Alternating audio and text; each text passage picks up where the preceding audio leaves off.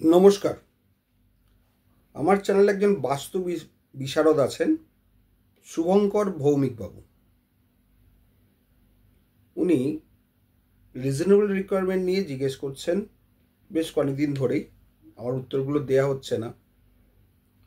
First কথা হচ্ছে, উনি বলতে চাইছেন যে যাদের পয়সা নেই বা সেই রকম আর্থিক সামর্থ্য নেই, যারা কমিশন অ্যাপয়েন্ট করতে পারবেন না,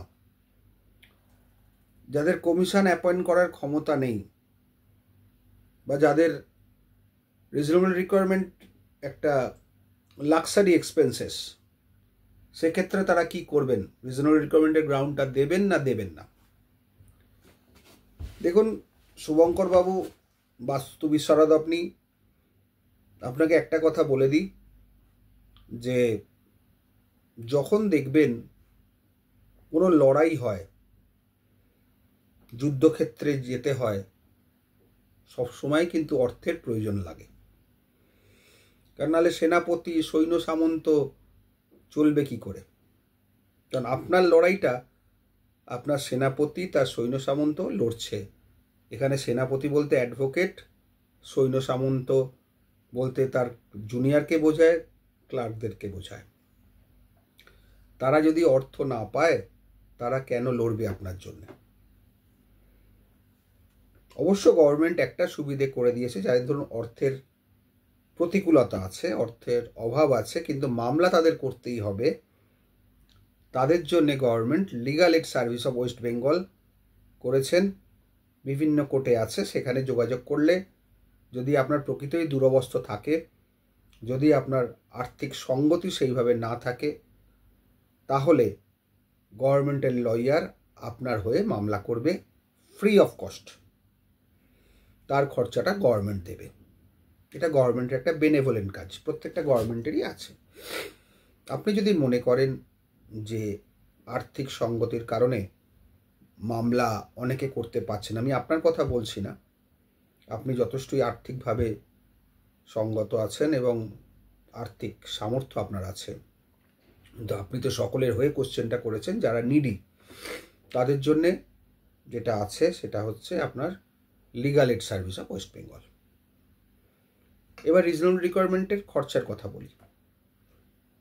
দেখুন, একটা অ্যাপ্লিকেশান করতে হবে যে আপনার রিজনেবল রিকোয়ারমেন্ট আছে, কমিশন অ্যাপয়েন্টমেন্ট করতে হবে কোর্ট থেকে, একটা অর্ডার 39 রুল 7-এর অ্যাপ্লিকেশন করতে হবে।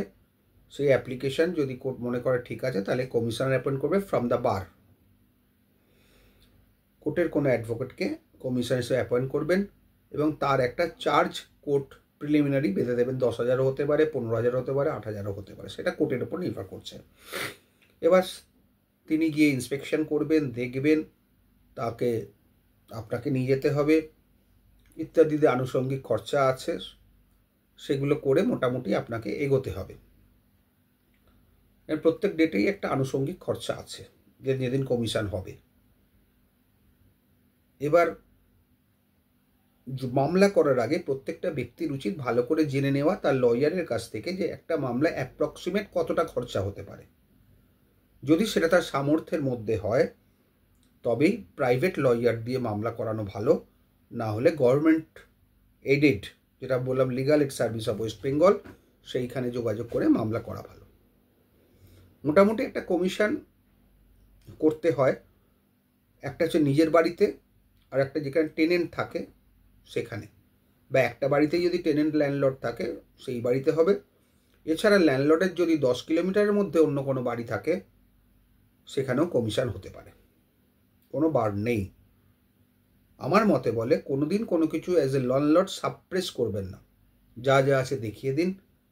এবং রিজনেবল রিকোয়ারমেন্টের যা জাজমেন্ট, ম্যাক্সিমামই কিন্তু আপনাদের ফেভারে আছে, প্লেন্টিফের ফেভারে, ল্যান্ডলর্ডদের ফেভারে। 90% জাজমেন্ট ল্যান্ডলর্ডদের ফেভারে আছে। যদি আপনার সত্যিকারের ঘরের প্রয়োজন থাকে, আপনি কিন্তু ঘর পাবেন। সময় সাপেক্ষ, সিভিল কোর্টে যেরকম সময় লাগে, সময় লাগবে, কিছু করার নেই। আরেকটা আপনি কোশ্চেন করেছেন যে রিজনেবল রিকোয়ারমেন্ট যদি না দিই কী হবে। যদি অন্যান্য কোনো গ্রাউন্ড থাকে, যেমন ডিফল্টার, সাব টেনেন্সি, তারপর ধরুন টেনেন্ট থাকেই না, টেনেন্ট ঘর বন্ধ করে চলে গেছে, নুইসেন্স অ্যানয়েন্স, এই ধরনের যদি গ্রাউন্ড থাকে বা টেনেন্টের অল্টারনেটিভ অ্যাকোমোডেশন আছে, এই ধরনের গ্রাউন্ড থাকলে তাহলে আপনি রিজনেবল রিকোয়ারমেন্ট গ্রাউন্ড না দিলেও হয়, তাহলে অনেক টাকা খরচা আপনার বেঁচে যাবে। কারণ এই গ্রাউন্ডগুলো যদি ঠিকমতো প্রুভ করতে পারেন বাই ডকুমেন্টস, আপনার কাছে যদি কোনো ভালো ডকুমেন্টস থাকে, রিলেভেন্ট ডকুমেন্টস, তাহলে আপনি প্রুভ করতে পারবেন। সুতরাং আপনাকে দেখতে হবে যে প্রথমেই আপনার আর্থিক সামর্থ্য কীরকম, কোন কোন গ্রাউন্ডে মামলা করলে তাড়াতাড়ি জিততে পারবেন, কোন গ্রাউন্ডে মামলা করলে স্যাঙ্গুইন জিততে পারবেন, এগুলো আপনার যিনি লয়ার থাকবেন তার সঙ্গে ভালোভাবে পরামর্শ করবেন, তারপর এগোবেন। মাঠে নেবে কিন্তু পিছিয়ে যাবেন না, তাহলে একুলো যাবে ওকুলো যাবে, গোকুল হয়ে যাবেন। আর ডেলি খরচা এক একটা লয়ারের উপর নির্ভর করে, সে তার ফিজ ঠিক করে সে কত ফিজ নেবে, কারণ এগুলো আমাদের প্রাইভেট প্রফেশন। সুতরাং লয়াররা নিজেরা ফিজ ঠিক করে। এবার ক্লায়েন্ট দিতে পারলে ভালো, না দিতে পারলে গেল, এই হচ্ছে ব্যাপার। ভালো থাকবেন।